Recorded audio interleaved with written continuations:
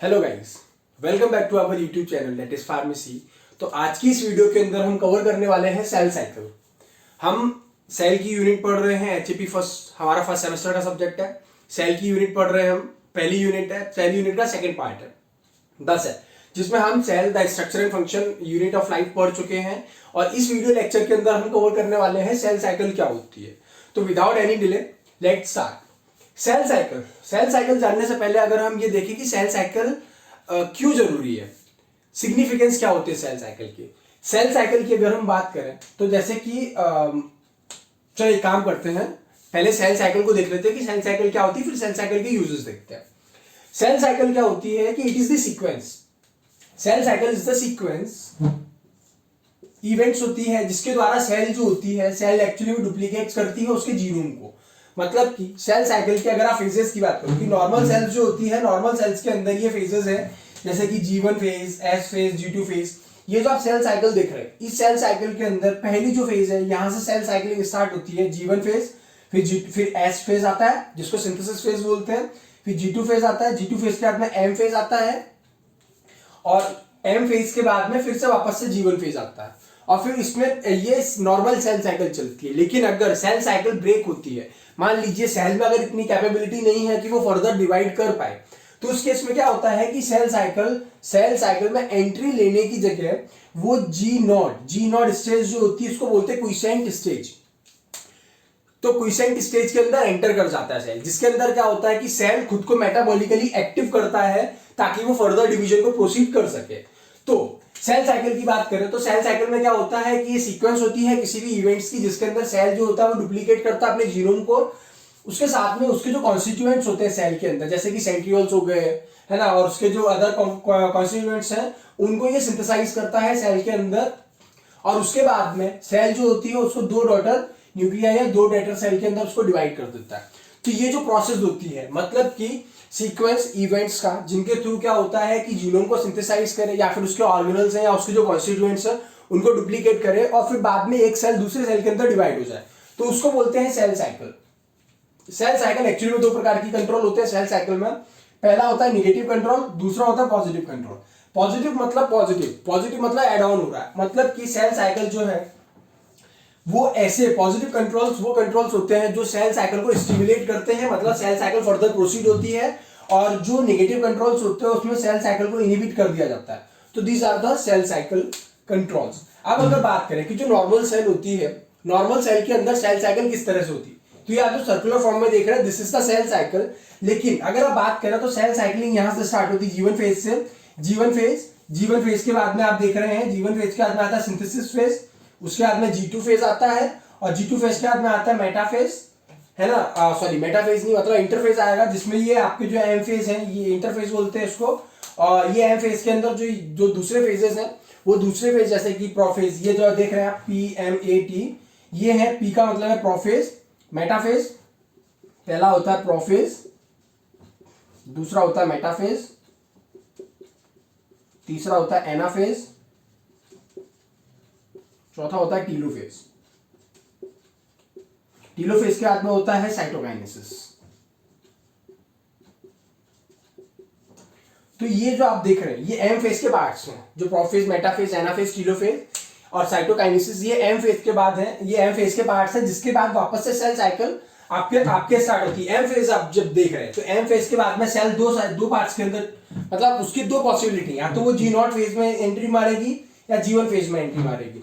अगर cell G1 phase में entry मारती है तो सेल साइकिल कंटिन्यू होगी, लेकिन अगर G0 फेज में मारती है तो थोड़े से ड्यूरेशन के लिए सेल साइकिल जो होती है वो स्टॉप हो जाती है और सेल खुद को मेटाबॉलिकली एक्टिव करता है ताकि वो आने वाला जो सेल डिवीजन है उसको अच्छी तरीके से कर पाए। मतलब कि सेल खुद को सेल डिवीजन के लिए प्रिपेयर करता है G0 फेज में, जिसको क्विसेंट स्टेज बोलते हैं या क्विसेंट फेज बोलते हैं। अगर हम बात करें, मान लीजिए सेल है, सेल के अंदर का जो डीएनए है, सेल है या उसका जो डीएनए है, अगर वो डैमेज हो जाए तो डैमेज होने के बाद क्या होता है, इसके सेल साइकिल के अंदर कुछ सर्टेन चेक पॉइंट्स होते हैं। ये चेक पॉइंट्स अभी हम देखेंगे, check points in the cell cycle की चेक पॉइंट्स क्या होते हैं। तो ये चेक पॉइंट से जब पास आउट होता है तो वो जब सेल के अंदर डैमेज हो जाए या सेल के डीएनए डैमेज हो जाए तो उसके बाद में ये जो चेक पॉइंट्स आप देख रहे हैं, मतलब कि G1 से जो S ट्रांजिशन होता है, मतलब G1 से जब जब सेल साइकिल G1 फेज से S फेज में एंट्री मारती है वहां पे एक चेक पॉइंट होता है। जब G2 फेज से सेल M फेज में एंट्री मारती है तो वहां पे भी एक आपके चेक पॉइंट होता है। और जब मेटाफेज, ये जो मेटाफेज है, मेटाफेज एनाफेज जो होता है, मेटाफेज से ये जो M फेज है, M फेज से एनाफेज, मतलब ये M फेज के अंदर prophase, metaphase, anaphase, telophase, 4 phase है। तो उसके अंदर जो मेटाफेज है, मेटाफेज से जब सेल एनाफेज में एंट्री मारती है तो उस टाइम पे भी एक ये एपीसी जो ट्रांजिशन होता है या मेटाफेज एनाफेज ट्रांजिशन होता है, तो यहां पे भी एक चेक पॉइंट होता है। ठीक, तो अगर हम बात करें कि सेल साइकिल की अगर जो डीएनए है या सेल है उसका डीएनए अगर डैमेज होता है तो वो चेक पॉइंट्स के थ्रू जब भी सेल आपके पास आउट होता है तो उसको रिपेयर कर दिया जाता है। अब अगर हम बात करें, ये तो थी ओवरऑल सेल साइकिल की, सेल साइकिल क्या होती है। आने वाले वीडियो लेक्चर में हम मेटाफेज के बारे में भी देखेंगे, माइटोसिस के बारे में भी पढ़ेंगे और मियोसिस के बारे में भी पढ़ेंगे डिटेल में। सिग्निफिकेंस की अगर हम बात करें कि सेल साइकिल का क्या सिग्निफिकेंस है, मतलब कि ये जो होता है, ये जो डैमेज सेल्स होती हैं उनको रिप्लेस करता है। मतलब कि जब डैमेज सेल को रिप्लेस कर रहा है, इसका मतलब कि जो सेल अगर डैमेज है या फिर अगर वो डेड हो गई है तो उस डेड फेज में क्या होगा कि डेड सेल है, उस डेड सेल को फैगोसाइटाइज कर दिया जाएगा दूसरे सेल्स के द्वारा, दूसरे जो सेल्स होते हैं अकॉर्डिंग टू ऑर्गन।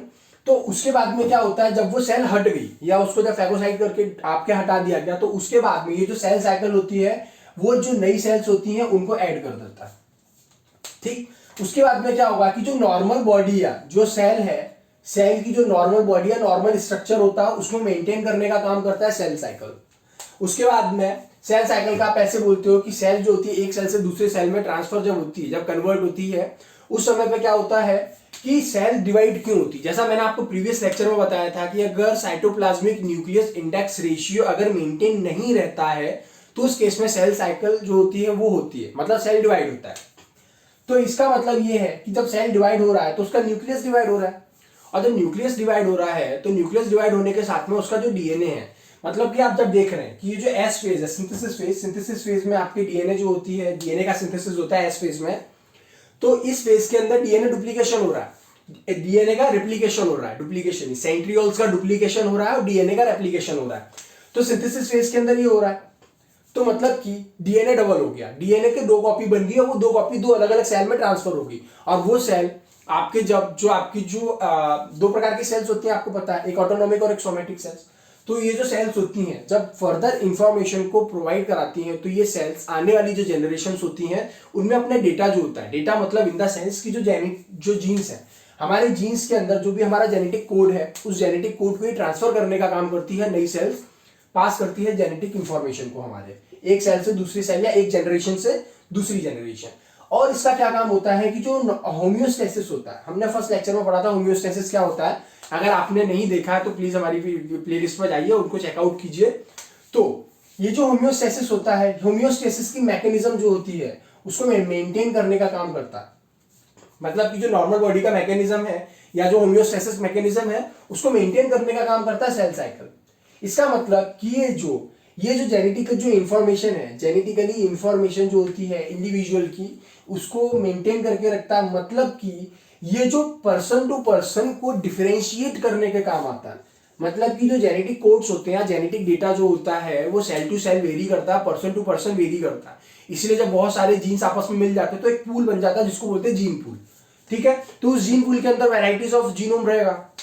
और जीनोम क्या होता है, किसी भी एक बॉडी के अंदर जो आपके जो जीन होते हैं, जीन का जो डेटा होता है, कलेक्टिव डेटा, उसको बोलते हैं जीनोम।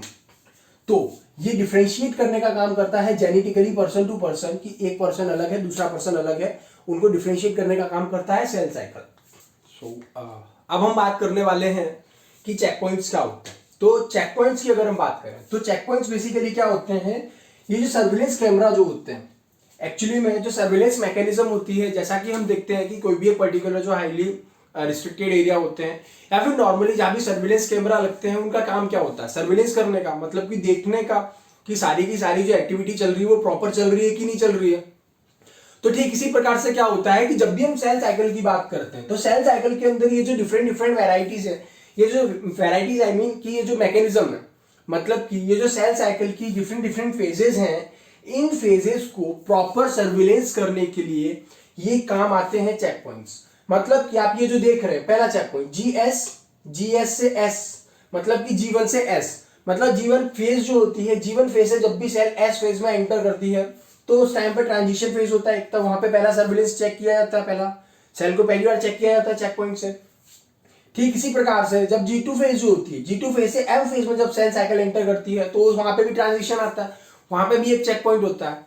अब जब M फेज की हम बात कर रहे हैं तो M फेज में ये जो आप साइकिल्स देख रहे हो, प्रोफेज, मेटाफेज, एनाफेज, टेलोफेज, साइटोकाइनेस, इनके अंदर ये जो मेटाफेज है, मेटाफेज और एनाफेज वाली जो आप देख रहे हैं पार्ट, इनके बीच में मेटाफेज से एनाफेज के बीच में जो ट्रांजिशन होता है वहां पे एक चेक पॉइंट होता है। तो ये 3 डिफरेंट प्रकार के आप चेक पॉइंट्स होते हैं।